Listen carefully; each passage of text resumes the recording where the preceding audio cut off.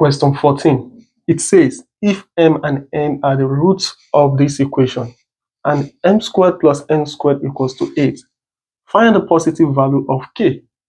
Now, let's go back to something here. Here we have the equation given to us as x squared plus kx plus 4 equals to 0. I want you to recall that when we talk about the root of the equation, okay, this is the same thing as saying x squared plus, since m and n are the root of the equation, this is m plus n x plus m n equals to 0. Yes.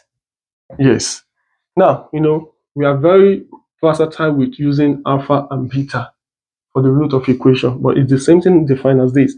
Now, from here, you can see that your m plus n is the same thing as k.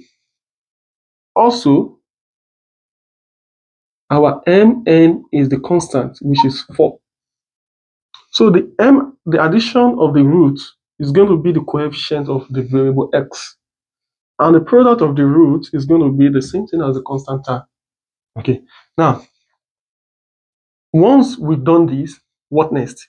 I want you to also recall that when we have m plus n all squared, this can be simplified as saying m squared plus n squared minus 2mn when you expand the bracket.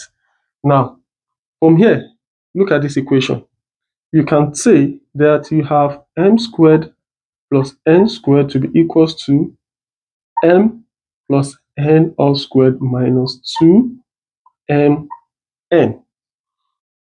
Now, this makes some sense. We have m squared plus n squared, and here we've been given this condition that m squared plus n squared is 8. So we can plug in this as 8. M plus n, we've gotten that to be k. So we have k squared minus 2mn. 2, what is mn? 4.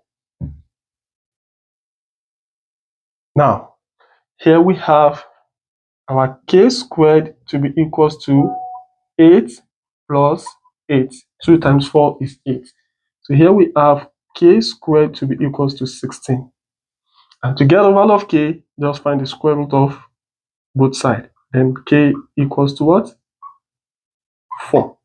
Because the square root of 16 is 4. So the answer is option D.